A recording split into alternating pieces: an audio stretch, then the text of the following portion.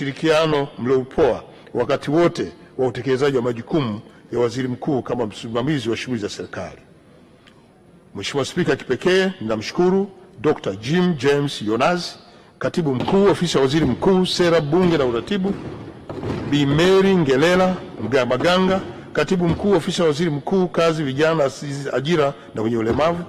Vile vile niwashukuru Dr. James Henry Kilabuko, Naibu Katibu Mkuu, Sera, Bunge na Uratibu, na Bi Zuhura Abdallah Yunus, Naibu Katibu Mkuu, Kazi, Vijana, Ajira na Wenye Ulemavu. Ninazishukuru sana management na za Ofisi ya Waziri Mkuu, ofisi binafsi ya Waziri Mkuu, pamoja na watumishi wote wa Ofisi ya Waziri Mkuu. Asante sana kwa utumishi wenu uliotukuka. Tunamshukuru Mwenyezi Mungu kwa mapenzi yake kwetu kutuwezesha kutekeleza majukumu yetu vizuri na kwa ufanisi. Mheshimiwa Spika, natoa pongezi nyingi kwa wakuu wa vyombo vya ulinzi na usalama, nikianza na Jenerali Jacob John Mkunda, mkuu wa majeshi ya ulinzi, lakini pia Inspekta Jenerali wa polisi Camillus Mangoso Wambura, mkuu wa jeshi la polisi, mkurugenzi mkuu Suleiman Abubakari Mombo, mkuu wa idara ya usalama wa taifa, Kamishna Jenerali wa magereza Jeremia Yoram Katungu, mkuu wa jeshi la magereza. Mheshimiwa Spika, vile vile niendelee kuwapongeza Kamishna Jenerali John William Masunga, mkuu wa jeshi la zimamoto na uokoaji. Tunaye pia Kamishna Jenerali wa uhamiaji mama yetu Dr. Anna Makakala, mkuu wa idara ya uhamiaji. Lakini pia kuna mkurugenzi mkuu Cyprian Francis Chalamila, mkuu wa taasisi ya kuzuia na kupambana na rushwa. Tunaye pia Kamishna Jenerali Aretas James Limo, Kamishna Jenerali wa mamlaka kudhibiti na kupambana dawa za kulevya. Mheshimiwa Spika, natoa pongezi kwa wakuu wa taasisi wote, watumishi wote wa umma na sekta binafsi kwa kujituma na kutoa ushirikiano mzuri katika kufanikisha shughuli za serikali. Hakika jitihada zenu zimewezesha kufanikisha yote ambayo yalikuwa yamepangwa katika nyanja mbalimbali ikiwemo zile za kiuchumi na kijamii. Mheshimiwa Spika, naomba nitoe shukrani za dhati kwa viongozi wa dini kwa utayari wao katika kushirikiana na serikali. Huduma zenu za kiroho zimechangia hali ya utulivu na ustaarabu kwa jamii ya Watanzania. Hivyo niendelee kuwasihi viongozi wetu wa dini kuendelea kushirikiana na serikali katika kuleta amani, umoja, ushirikiano wa taifa letu. Mheshimiwa Spika, kipekee kabisa niwashukuru sana wananchi wote wa Tanzania kwa kuiunga mkono serikali ya awamu ya 6 inayoongozwa na rais wetu Dr. Samia Suluhu Hassan, na nikiri kwamba mmeonyesha uzalendo, umoja na mshikamano wa hali ya juu uliowezesha serikali kutekeleza majukumu yake kwa ubora. Mheshimiwa Spika, ninawapongeza sana wananchi wote kwa juhudi kubwa katika shughuli za uzalishaji mali. Uchumi wa nchi yetu umeendelea kuwa imara wakati wote. Sina shaka hata kidogo upande wenu kwa serikali ya awamu ya 6 umekuwa msukumo wa kujitoa kwenu, na naomba tuendelee kumuunga mkono rais wetu kwa kumpa kura nyingi za kishindo katika uchaguzi mkuu utakaofanyika mwezi Oktoba mwaka 2025. Mheshimiwa Spika, napoelekea kuhitimisha hotuba yangu, naomba sasa niweke msisitizo katika masuala muhimu kama ifuatavyo. Moja, juu ya utekelezaji wa bajeti ya mwaka 2025-26. Mheshimiwa Spika, tarehe 24 Juni 2025 ndani ya bunge lako tukufu, sote kwa pamoja tulipitisha kwa kishindo bajeti ya serikali kwa mwaka wa fedha 2025-26. Nitumie nafasi hii kusisitiza maeneo yafuatayo. Moja, maafisa masuhuli katika ngazi zote za umma wazingatie vipaumbele vilivyoainishwa kwenye bajeti iliyopitishwa na bunge. Na mbili, kwa maafisa masuhuli tena wakamilishe miradi yote ambayo haijakamilishwa sambamba na kutekeleza ahadi za viongozi inavyoelekezwa katika maeneo yao. Mheshimiwa Spika, naomba nizungumzie uchaguzi mkuu mwaka huu 2025. Tume Huru ya Taifa ya Uchaguzi inaendelea na maandalizi ya uchaguzi mkuu utakaofanyika mwezi Oktoba 2025. Nitumie nafasi hii kuwakumbusha wadau mbalimbali, kila mmoja kwa nafasi yake, ikiwemo wananchi ambao ni wapiga kura, kushiriki kamilifu katika uchaguzi huo. Mheshimiwa Spika, nitoe rai kwa kila mmoja wetu kuhakikisha kwamba kila mmoja analinda na kuitunza tunu ya amani na utulivu kwa nchi yetu kabla, wakati na baada ya uchaguzi. Kwa upande mwingine, serikali itahakikisha inatekeleza wajibu wake wa kusimamia katiba, sheria na taratibu zilizowekwa ili kila mwananchi mwenye sifa ya kuchaguliwa au kuchagua aweze kutimiza haki yake ya kikatiba bila vikwazo vya aina yoyote. Mheshimiwa Spika, sekta ya michezo, nianze na kukupongeza wewe Mheshimiwa Dr. Tulia Ackson, Spika wa Bunge la Jamhuri ya Muungano wa Tanzania, kwa kuendesha mabonanza ya michezo.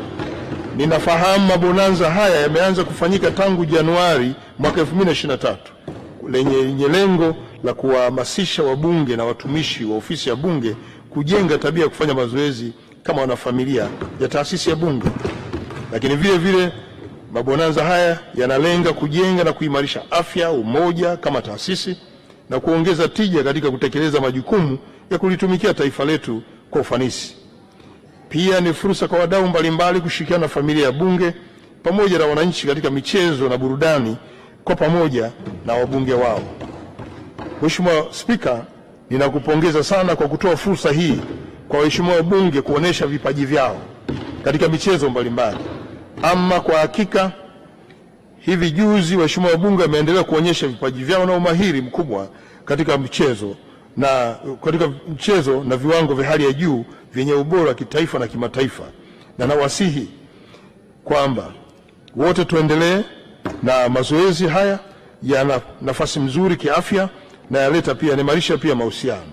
Tumeshuhudia umahiri wa waheshimiwa wabunge kwenye michezo ya mipira, mbio, kuvuta kamba, kufukuza kuku, ulaji na unywaji wa kiasi, lakini pia na michezo ya ndani.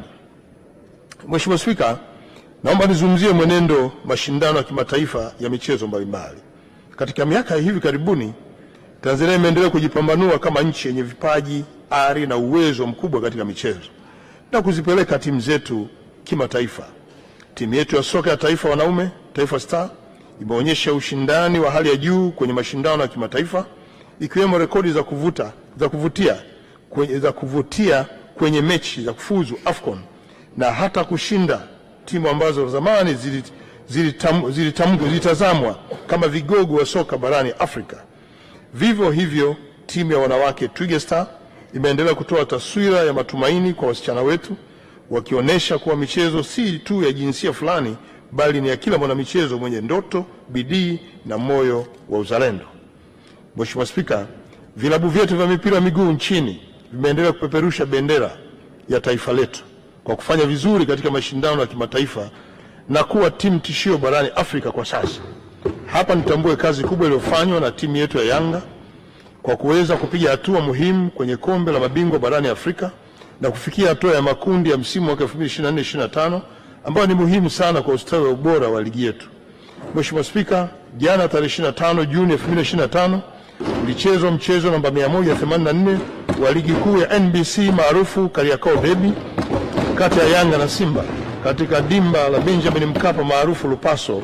Mchezo huo ulimalizika kwa timu ya Yanga kuifunga Simba mabao 2-0.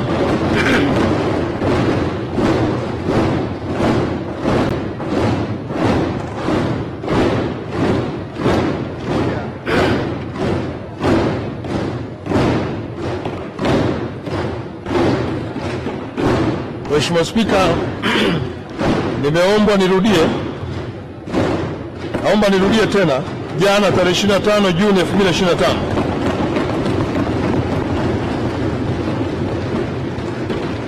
ulichezwa mchezo namba 184 wa ligi kuu ya NBC maarufu Kariakoo Derby kati ya Yanga na Simba katika dimba la Benjamin Mkapa maarufu kama Lupaso. Mchezo huo ulimalizika kwa timu ya Yanga kuifunga Simba mabao 2-0 yaliyofungwa na nyota Pacome Zuzu na kijana wetu wa Kitanzania Clement Mzize. Mheshimiwa Spika, naomba niungane na Mheshimiwa Dr. Samia Suluhu Hassan, Rais wetu wa Jamhuri ya Muungano wa Tanzania, kuipongeza timu ya Yanga kwa kutoa ubingwa wa 31 wa Tanzania bara, ikiwa ni ubingwa wa 4 mfululizo. Aidha, niwape moyo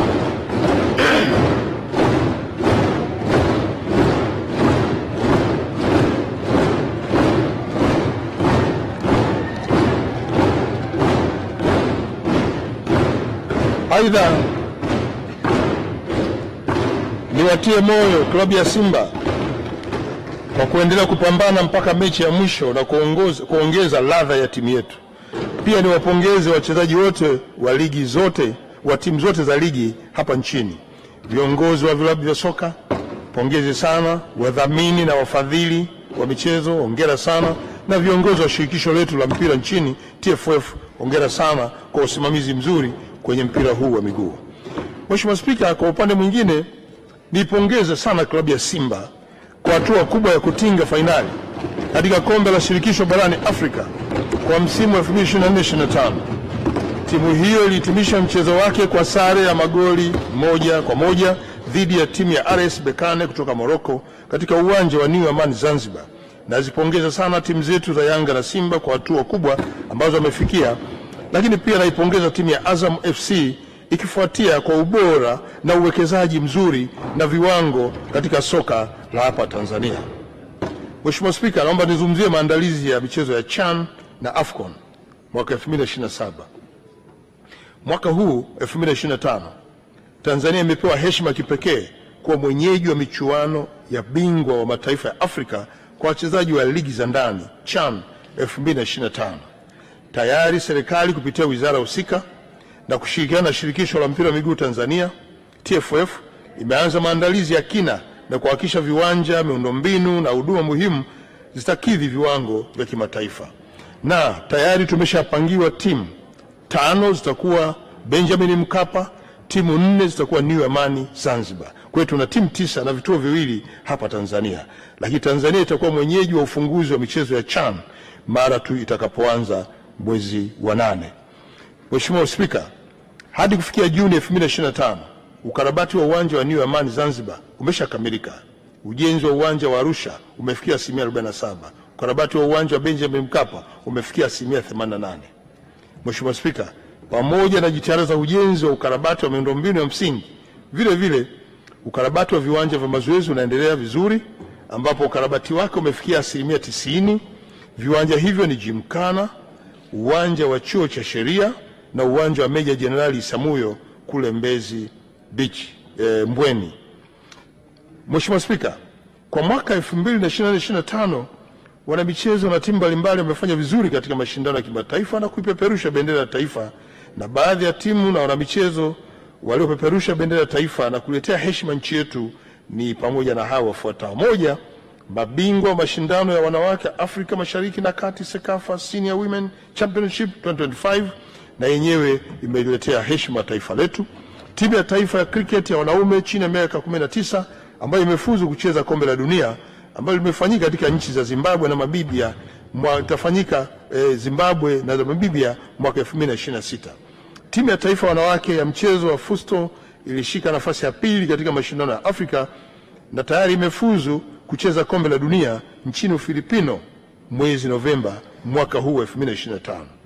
Klabu ya Simba ilifikia hatua ya fainali la kombe la shirikisho ya CAF na kuwa mshindi wa pili baada ya kupoteza mchezo wake na timu ya RS Berkane kutoka nchini Morocco. Timu ya taifa ya wasichana ya mpira kikapu na umri chini ya miaka 16 ilikuwa mshindi wa mashindano ya Afrika Mashariki ambayo yalifanyika Kibaha mkoani Pwani mwaka 2024.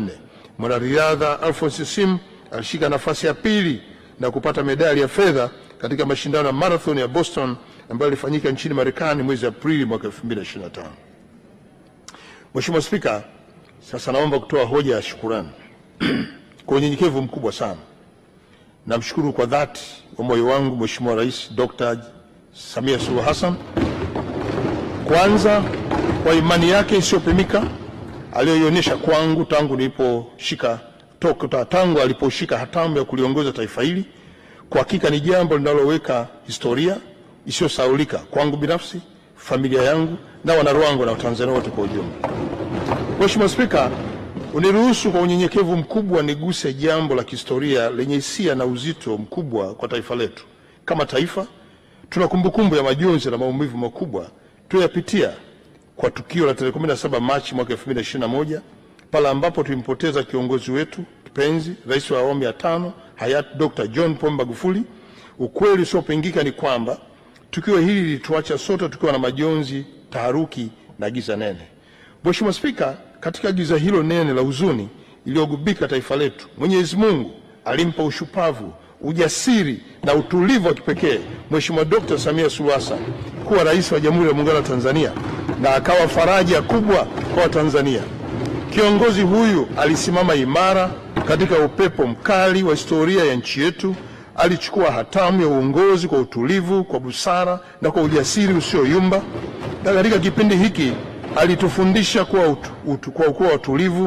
utulivu sio udhaifu, bali ni nguvu ya ndani iliyotokana kwa Mwenyezi Mungu katika kushughulikia masuala makubwa ya kijamii, kiuchumi na kisiasa ndani na nje ya mipaka ya nchi. Mheshimiwa Spika, katika kipindi hicho kigumu, Mheshimiwa Dr. Samia Suluhu Hassan alionyesha imani kubwa na hatimaye aliamua niendelee kumsaidia kwa nafasi ya waziri mkuu. Hili sio jambo dogo. Na yakumbuka maneno yake kwangu, namnukuu: Kasimu, tuendelee kushirikiana kulitumikia taifa letu, simamia shughuli za serikali. Namshukuru sana kwa moyo wa dhati Mheshimiwa Dr. Samia Suluhu Hassan kwa imani aliyoonyesha kwangu. Mheshimiwa Spika, katika kipindi cha uongozi wake tumeweza kusimama imara kama taifa. Tumesimamia tunu za taifa hili za amani na utulivu. Tumeendeleza miradi ya maendeleo iliyokuwa ya kimkakati na mengine inaendelea kujengwa, na huduma za jamii pia. Tumeimarisha demokrasia, tumeimarisha diplomasia, tumejenga uchumi na kujenga mshikamano wa kitaifa. Haya yote yametokana na uongozi imara wenye hekima wa Mheshimiwa Rais Dr. Samia Suluhu Hassan ambaye ndio rais wa Jamhuri ya Muungano wa Tanzania. Hivyo nimalizie kwa kusema kuwa Mheshimiwa Dr. Samia Suluhu Hassan amekuwa mwalimu wa subira, kielelezo cha ujasiri, ustahimilivu na alama ya matumaini kwa kizazi hiki, na kiongozi aliyetoa mfano wa kuwa mwanamke anaweza kuongoza hata kwenye nafasi ya kitaifa. Lakini pia naomba nimnukuu Mheshimiwa Jakaya Mrisho Kikwete, rais mstaafu wa awamu ya 4, alisema, hapa Tanzania leo hakuna mwanasiasa maarufu kama Rais Samia, iwe ndani ya chama ama nje ya Chama cha Mapinduzi. Mheshimiwa Spika, daima nitaendelea kumshukuru na namwombea ushindi mkubwa kwenye uchaguzi mkuu ujao. Lakini vile vile ninawaombea ushindi wa kishindo Mheshimiwa Balozi Dr. Emmanuel John Nchimbi, mgombea mwenza wa nafasi ya urais, na Mheshimiwa Dr. Hussein Hassan Mwinyi, mgombea wa urais wa Zanzibar. Mheshimiwa Spika, niendelee kutumia nafasi hii pia kukupongeza sana wewe binafsi kwa namna ulivyoendelea bunge hili kwa weledi, busara na ujasiri wa hali ya juu.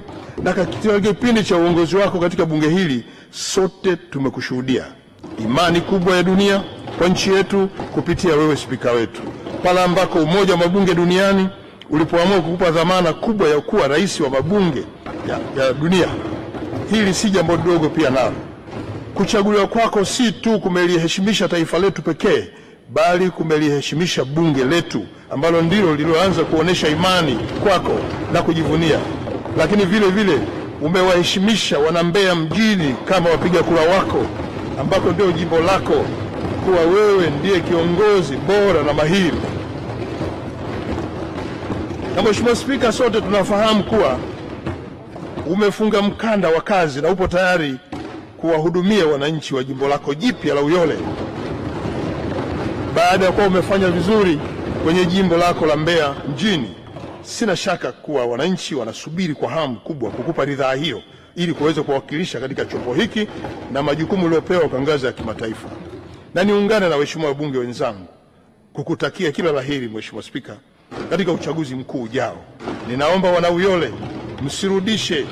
mrudisheni Mheshimiwa Spika Mheshimiwa wetu bungeni ili aje kuwakilisha vizuri na aweze kuendesha bunge letu vizuri. Mheshimiwa Spika, vile vile niendelee kumpongeza Mheshimiwa naibu spika wa bunge letu Mheshimiwa Musa Azan Zungu, mbunge wa Ilala. Naye tunamwombea kila laheri kwenye mchakato ujao, apate ushindi wa kutosha. Na washukuru na kuwatakia ushindi mnono waheshimiwa wenye viti wa bunge, Mheshimiwa Najima Murtaza Giga mbunge, Mheshimiwa Dr. Joseph Kizito Mwagama mbunge, na Mheshimiwa Deus Philip Manyika mbunge. Tunawaomba wapiga kura wawape kura za kutosha ili mrudi bungeni tena. Mheshimiwa Spika, ninamtakia kila laheri Mheshimiwa Dr. Doto Mashaka Biteko mbunge, naibu waziri mkuu na waziri wa nishati. ili wananchi wa Bukombe waweze kukupitisha na kukupa kura za kutosha uweze kushinda. Umekuwa msaada sana kwangu katika kutekeleza majukumu ya ofisi ya waziri mkuu. Hongera sana, kila la heri.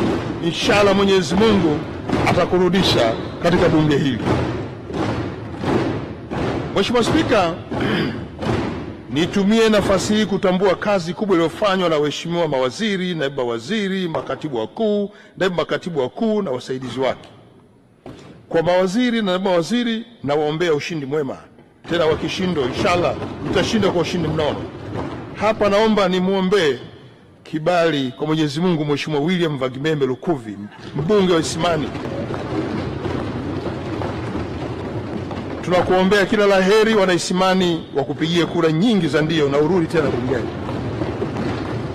Mheshimiwa Ridhiwani Jakaya Mrisho Kikwete kule Chalinze, na waombea sana wana Chalinze, mtende mema kwa Mheshimiwa Ridhiwani Jakaya Mrisho Kikwete ili arudi tena hapa jiboni. Vile vile Mheshimiwa Petrobas Katambi kule Shinyanga mjini, naye pia namuombea kila laheri ili apate kura nyingi na aweze kurudi tena bungeni, pamoja na dada yetu Mheshimiwa Umi Nderi ya Nanga kutoka kundi maalum, ili aweze kupata kura za kutosha na aendelee kuwakilisha. Na waheshimiwa mawaziri na naibu mawaziri, nirudie tena, naamini Mwenyezi Mungu ataendelea kuongoza katika kuomba, lakini wanajimbo waweze kuwarudisha kwa kura nyingi. Naomba nirudie tena kuwashukuru waheshimiwa wabunge wenzangu kwa ushirikiano mkubwa mlionipa wakati wote nikitekeleza majukumu yangu. Nami nawatakia ushindi wa kishindo kwenye majimbo yenu kwenye kinyang'anyiro kijacho. Kwanza, kura za maoni mshinde, lakini mbili, mpigiwe kura nyingi kwenye uchaguzi mkuu, muweze kurudi tena hapa bungeni, muweze kuja kuwakilisha wananchi wenu. Inshallah Mwenyezi Mungu wote mtapigiwa kura za ndio za kutosha. Mheshimiwa Spika, kadhalika nataka nimpongeze ndugu Baraka Ildefonsi Leonard, katibu wa bunge, kwa ushirikiano mkubwa katika utekelezaji wa shughuli za bunge, na ninawapongeza pia watumishi wote wa ofisi ya bunge kwa kazi kubwa na mzuri ya kuandaa, kuratibu na kusimamia mwenendo wa shughuli za bunge na kutoa huduma stahiki kwa waheshimiwa wabunge. Mheshimiwa Spika, pia nawapongeza wanahabari kwa kazi kubwa ya kuhabarisha umma kwa uwazi, uaminifu na weledi wa hali ya juu katika kipindi chote cha mkutano, na mnaendelea na jukumu hili kuwahabarisha Watanzania nini hasa kinasibu katika kipindi hiki.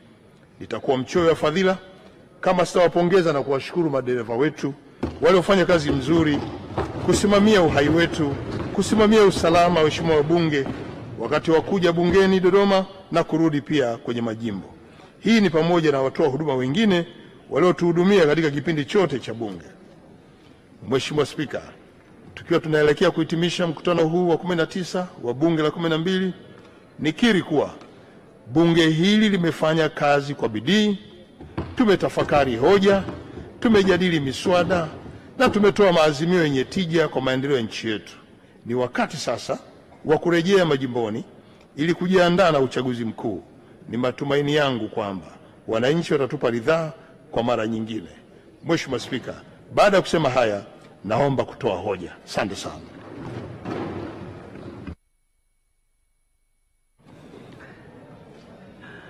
Asante sana Mheshimiwa Waziri Mkuu. Waheshimiwa wabunge, naomba mketi kwa sababu hoja hii ikiwasilishwa kwa ngazi hii hamhojiwi wala hamuungi mkono. Lakini